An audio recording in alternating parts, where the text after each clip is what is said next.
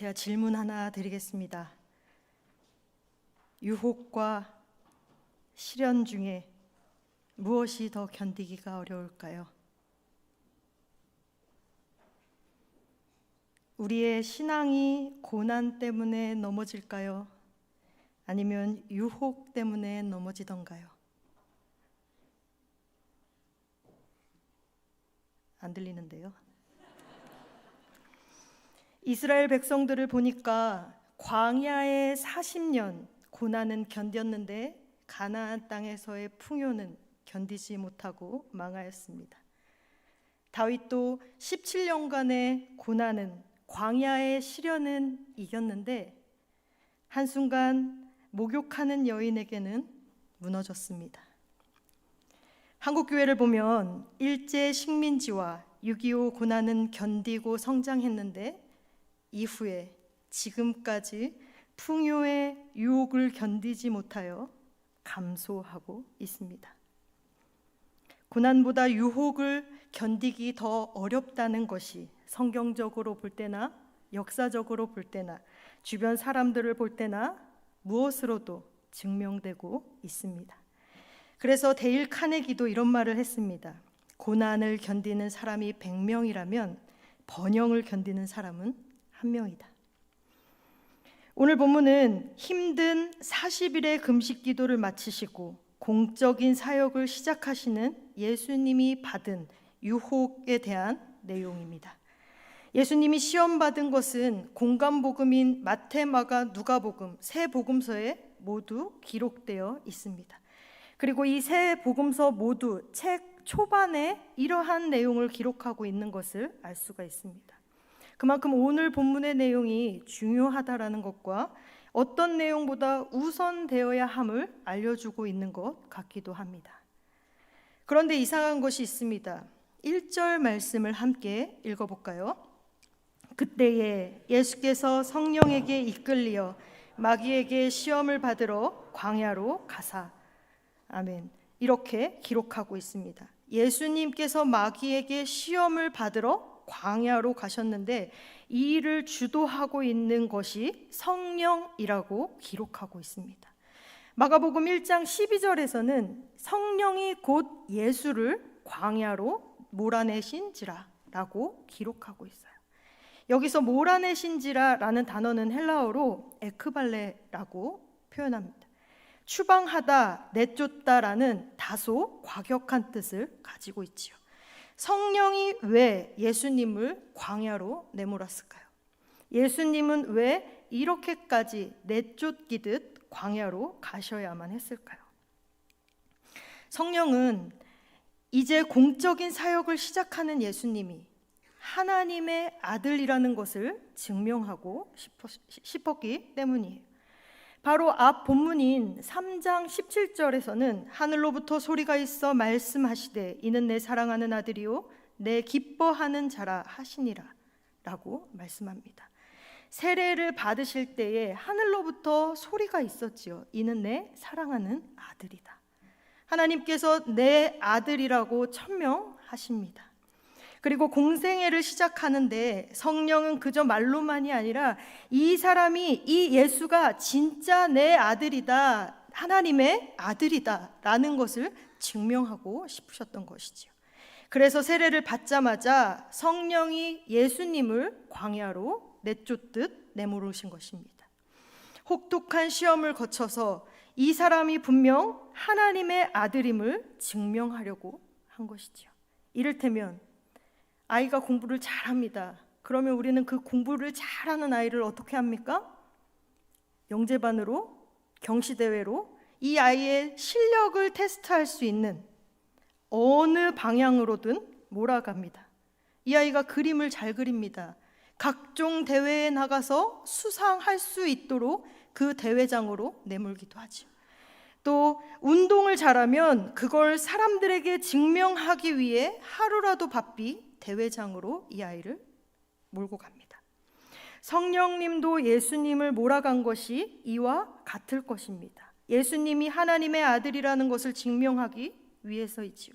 예수님이 누구신지에 대한 정체성을 분명하게 하기 위함이었습니다. 그래서 예수님은 성령님의 강력한 힘에 이끌려 내쫓듯 광야로 나가 시험을 받으셔야 했던 것이지요. 이것은 지금도 마찬가지입니다. 광야로 내몰려 혹독한 시련과 시험을 받는 사람들이 누구입니까? 믿음의 사람들이던가요? 아니면 불신의 사람들이던가요? 순종의 성도들인가요? 불순종의 성도들인가요? 가만히 생각해 보면 시련과 시험은 믿음의 사람들이고 순종하는 사람들에게 더 많다라는 것을 알 수가 있습니다. 왜 그럴까요? 불순종하는 자들은 굳이 광야에 들어가지 않기 때문이지요. 굳이 하나님의 자녀, 하나님의 뜻을 이루는 사람으로 살려고 하지 않기 때문입니다. 그래서 세상과의 갈등도 없고 죄와의 다툼도 없고 하나님 때문에 받는 아픔과 상처도 없는 것이지요. 그러니 사탄이 그들을 괴롭힐 이유가 전혀 없습니다. 그저 편하게 살 수 있게 가만히 내버려 둘 뿐이지요. 그러나 성령에 이끌리는 사람은 광야로 내몰리게 되는 것입니다. 그곳이 좁은 길인 것을 알고 있습니다. 시험이 있다는 것도 알고 있지요. 상처받을 것도 알고 아프다라는 것들 알면서도 봉사하고 섬기고 헌신하며 나아갑니다.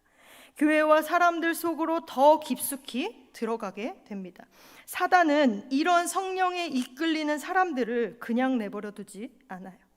신경 쓰이니까 막아보려고 이리저리 괴롭히면서 시험하지요. 그래서 믿음의 사람, 순종하는 사람들이 더 힘들고 어려운 것입니다. 그러나 염려하지 마십시오. 다시 1절을 함께 읽어볼까요? 그때에 예수께서 성령에게 이끌려 마귀에게 시험을 받으러 광야로 가사. 그 시험을 주도하시는 분이 누구십니까? 성령입니다. 성령이 이끌고 성령이 주도하시기에 우리는 염려할 이유가 전혀 없는 것이지요. 성령이 우리를 몰아가는 것이니까요. 왜요? 성령이 사단에게 우리가 하나님의 자녀인 것을 증명하고 싶어서, 세상에게 우리의 믿음을 자랑하고 싶어서 우리를 광야로 내모는 것입니다. 베드로전서 4장 16절에서 만일 그리스도인으로 고난을 받으면 부끄러워하지 말고 도리어 그 이름으로 하나님께 영광을 돌리라 라고 말씀하십니다. 고난받고 시련받는 일을 부끄러워하지 말라고 말씀하십니다. 도리어 하나님께 영광을 돌리라고 말씀하십니다. 내가 너희를 하나님의 자녀라, 믿음의 사람이라, 순종의 성도라 증명하고 싶어서 그런 것이니 그저 하나님께 영광을 돌려라 라고 말씀하고 계십니다. 하나님의 자녀, 믿음의 사람, 순종의 성도, 이것이 우리를 설명할 수 있는 우리의 정체성이 되기를 바랍니다. 정체성은 인생에서 매우 중요합니다. 우리가 어떤 인생을 살 것인가를 결정 지을 수 있기 때문이지요. 이 정체성이 흔들리면 인생 전체가 흔들리기도 합니다. 자기에 대한 확신이 없는 사람은 하나님에 대한 확신도 정확한 소명도 가질 수가 없는 것이지요. 사단은 그것을 알기 때문에 끊임없이 저와 여러분의 정체성을 흔듭니다. 혼란시킵니다. 때로는 환경과 상황이 의심을 갖게 합니다. 불신하고 불순종하게 만듭니다. 욥을 보십시오. 사단이 세상을 돌아보고 하나님한테 진짜 믿음의 사람은 없다, 복 주시니까 믿는 거다, 복이 없으면 안 믿는다 라고 고소합니다. 그러자 하나님이 그래, 그럼 욥을 한번 시험해봐라 하십니다. 다른 사람은 몰라도 욥은 진짜 믿음의 사람인 것을 사단에게 자랑하고 싶으신 것이지요. 그래서 하나님은 사단이 욥에게 가난으로 찝쩍거리고 가족의 죽음으로 찝쩍거리고 병으로 찝쩍거리도록 허락하십니다. 하지만 욥은 하나님의 기대대로 그 시험을 이겨내지요. 그래서 사단에게 자신이 하나님의 자녀라는 것을, 믿음의 사람인 것을 증명해 냅니다. 그러자 그 시험이 끝난 후에 하나님이 욥에게 갑절의 복을 주시지요. 고난에 대한 상급인 것입니다. 베드로전서 4장 12, 13절에서 이렇게 말씀하세요. 너희를 연단하려고 오는 불시험을 이상한 일을 당하는 것 같이 이상히 여기지 말고 오히려 너희가 그리스도의 고난에 참여하는 것으로 즐거워하라. 이는 그의 영광을 나타나실 때에 너희로 즐거워하고 기뻐하게 하려 함이니라. 아멘. 사랑하는 여러분, 여러분의 인생이 광야라고 생각되시거든 그 시험을 받을 때 이상하게 여기지 마십시오. 오늘 말씀처럼 도리어 그것을 영광으로 생각할 수 있기를 바랍니다. 그 시험을 통해 저와 여러분이 하나님의 자녀인 것을, 믿음의 사람인 것을, 순종의 성도인 것을 세상에 증명하며 그 시험을 이겨내실 수 있기를 바랍니다.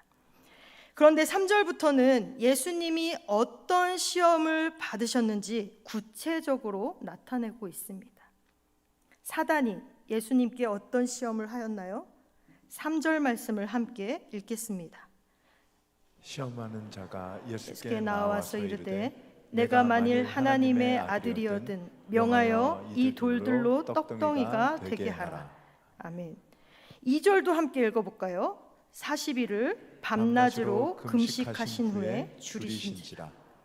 예수님의 상황이 어떠한지를 기록하고 있습니다. 예수님은 40일을 금식하셨어요. 사단은 그 굶주린 상황을 약점으로 예수님을 유혹합니다. 네가 만일 하나님의 아들이거든 돌로 떡을 만들어 보라. 배고픈데 왜 가만히 있냐? 왜 그 능력을 썩히냐? 얼마든지 할 수 있는데 그 능력을 사용해라. 속삭입니다.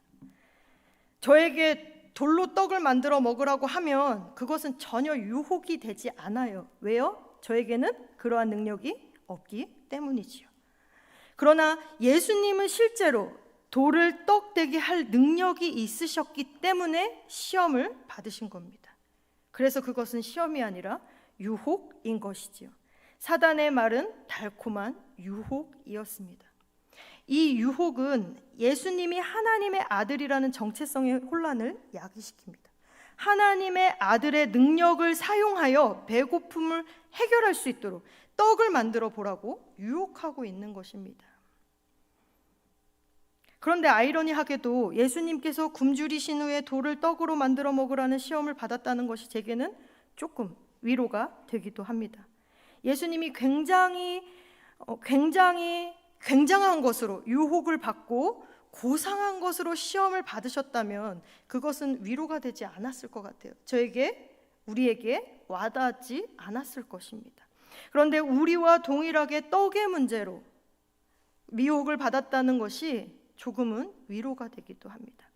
주님께서 밥 문제로 시험을 받으셨으니 내가 먹고 사는 문제로 고민하고 괴로워할 때 그 마음을 알아주실 것 같아 위로가 되기도 합니다.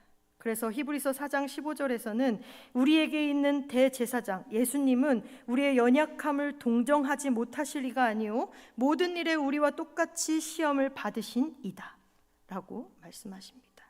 예수님이 우리의 못남을 동정해 주신다는 거예요. 우리의 연약함을 위로해 주신다는 것입니다. 그런데 오늘 앞서 살펴본 예수님의 정체성이 무엇이었습니까? 위로자이셨습니까? 물론 긍휼히 여기시고 위로하시는 예수님의 성품도 분명히 있습니다. 하지만 위로만 되어서는 안 되지요. 오늘 앞서 본문에서 살펴본 예수님의 정체성은 하나님의 아들이다라는 것입니다. 그리고 환경과 상황을 약점으로 이용하여 하나님의 아들인 예수님의 정체성을 흔들고 혼란하게 하고 있다라는 것에 우리는 집중해야 하는 것입니다. 3절을 다시 한번 볼까요? 같이 읽겠습니다. 내가 만일 하나님의 아들이거든 명하여 이 돌들로 떡덩이가 되게 하라. 내가 만일 하나님의 아들이거든 이것이 사단이 흔들고 싶은 초점입니다. 돌들이 떡덩이가 되게 하면 너는 하나님의 아들이고 이것을 못하면 너는 하나님의 아들이 아니라는 거죠. 하나님의 아들인 예수님의 그 능력을 하나님과 하나님 나라의 기적을 위해 행사해야 하는데, 사용해야 하는데, 마귀는 그것이 하나님을 위해서가 아니라, 하나님의 나라를 위해서가 아니라 예수님 자신을 위해 그 기적을 행사해 보라고 유혹하고 있는 것이죠. 이것이 사단이 우리를 속이고 길들여온 전략입니다. 내가 가진 소유, 내가 가진 능력이 나의 정체성을 결정한다라고 유혹하는 것이죠. 그런데 예수님은 사단의 그러한 잣대를 거부하십니다. 예수님은 그 유혹을 어떻게 이기셨을까요? 무엇으로 하나님의 아들이심을 증명하셨을까요? 4절을 함께 읽어볼까요? 시작. 예수께서 대답하여 이르시되 기록되었으되 사람이 떡으로만 살 것이 아니요 하나님의 입으로부터 나오는 모든 말씀으로 살 것이라 하였느니라 하시니. 아멘. 예수님의 정체성을 혼란케 하고 흔드는 사단을 향하여 기록되었으되라고 대답하시면서 신명기 8장 3절의 말씀을 인용하고 계십니다. 이것이 예수님이 하나님의 아들됨의 정체성의 근거를 예수님 자신의 형편이나 능력에서 찾는 것이 아니라 하나님의 말씀에서 찾고 있다는 것을 의미하고 있는 것입니다.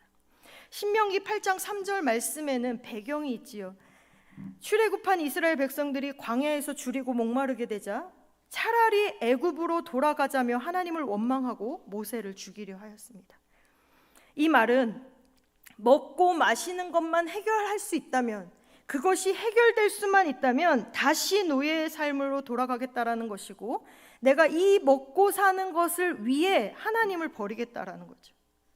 그들은 참을성 있게 하나님의 도우심을 기다리지 못하였고, 그런 이스라엘 백성들을 향하여 하나님께서 하신 말씀이었습니다. 예수님께서 이 말씀을 인용하신 것은 내가 하나님의 아들인 것을 돌로 떡을 만드는 것으로 증명하는 것이 아니라 하나님의 말씀으로 증명하겠다라는 것이죠. 나의 나됨을 소유의 수준이나 능력으로 판단하는 것이 아니라 나의 나됨은 하나님의 말씀에 있으니 그 하나님의 말씀만 신뢰하겠다라고 선포하시는 것입니다. 무슨 말씀을 신뢰하겠다라는 것인가요? 3장 17절에 나오는 말씀, 이는 내 사랑하는 아들이요 내 기뻐하는 자다라는 하나님의 말씀입니다.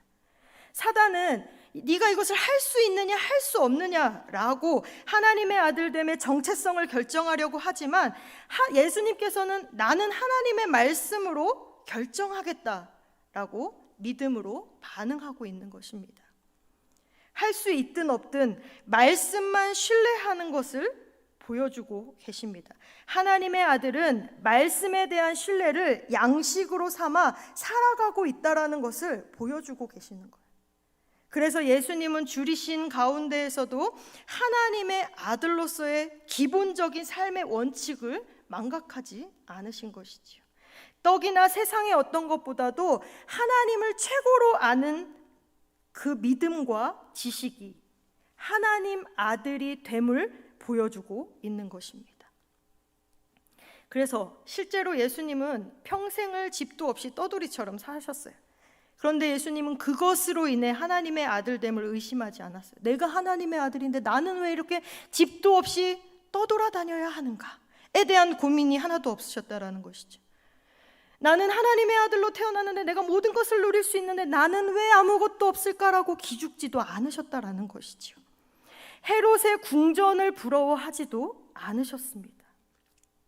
예수님께서 예루살렘에 들어가실 때에는요, 말 한마리도 없어서 나귀를 빌려 타고 들어가셨습니다.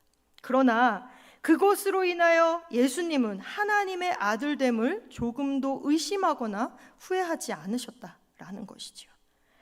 예수님은 하나님의 아들이라는 정체성을 말씀에 기반했기 때문에 어떠한 형편에 놓여있든 처하든 그것으로 당당하게 살아가셨다라는 것입니다. 사실 사람이 떡으로만 살 것이 아니라 하나님의 입에서 나오는 모든 말씀으로 살 것이다 라는 말씀은 맞습니다. 지당한 말씀이지요.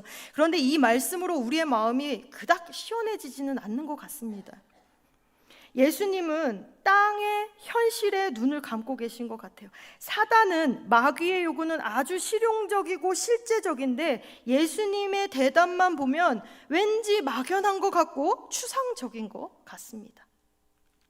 그런데요, 사람이 떡을 먹어야 살 수 있음을 부정하는 것은 아니지만 그보다도 더 중요한 것은 저와 여러분이 하나님을 신뢰하며 기다리며 하나님의 말씀에 순종하는 것이 우리의 삶에 더 우선적이 되어야 된다는 것입니다. 그것이 우리의 정체성이기 때문이죠.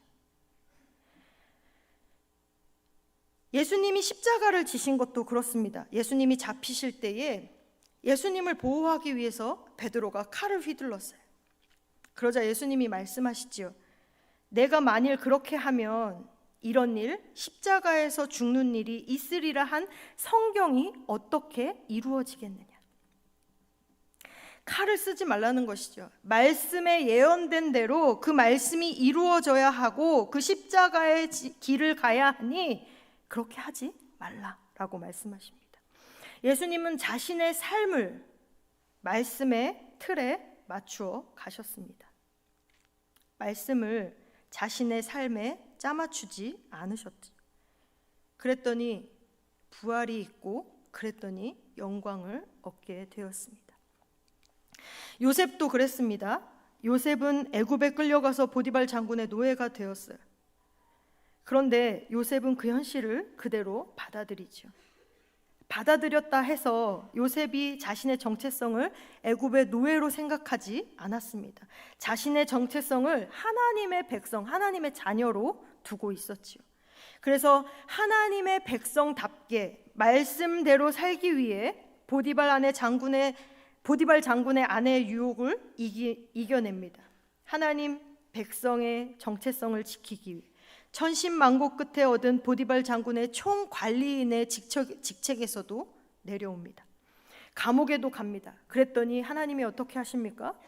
요셉을 감옥에서 빼내어 주시기도 하고 애굽의 총관리인으로 올리시기도 하셨습니다. 이와 같이 예수님의 말씀은 삶의 방향 지시등이었고 옳고 그름에 대한 판단 기준이었습니다.